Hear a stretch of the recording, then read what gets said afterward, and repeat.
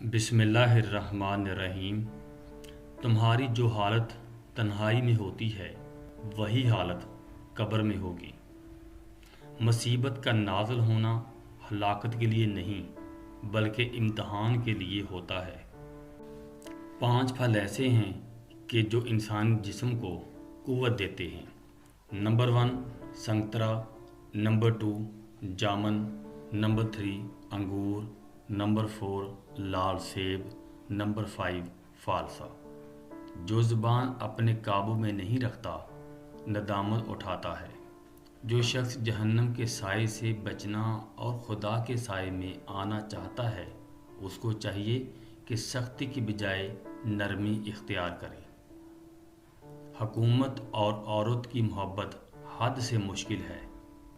حرام چیزوں اور حرام کاموں سے ہمیشہ بچتے رہو، تمہاری دعائیں قبول ہونا شروع ہو جائیں گی۔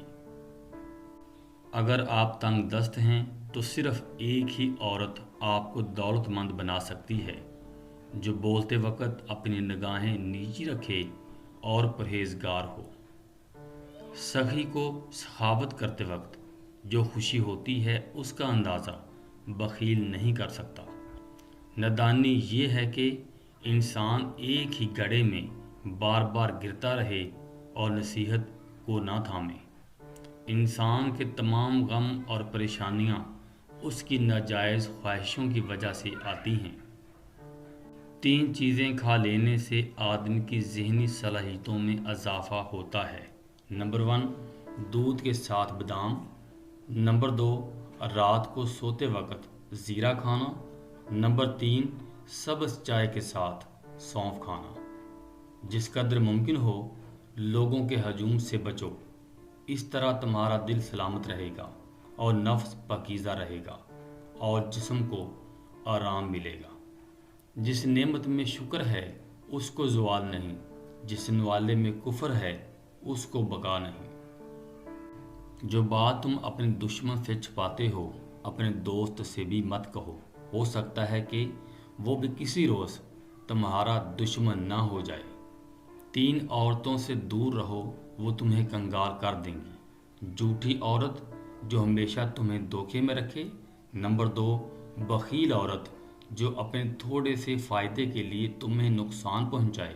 نمبر 3 بدعمل عورت جو تمہیں ایک نوالے پر بیچ ڈالے۔ اپنے غموں کو دور کرنے کا بہترین علاج خود کو اپنے معاشی نظام کو بہتر بنانے میں مصروف کر لینا ہے۔ سختی کے بعد آسانی ہوگی، یہ اللہ پاک کا وعدہ ہے۔ لہٰذا مشکلات اور آفات کے وقت کبھی بھی امید سے محروم نہ ہو۔ رات کو آہستہ آہستہ بات کرو تاکہ کوئی تمہارا دشمن تمہاری بات سن کر تمہیں نقصان نہ پہنچا دے۔ کسی کے متعلق خیر خواہی کے علاوہ کچھ نہیں سوچنا چاہیے۔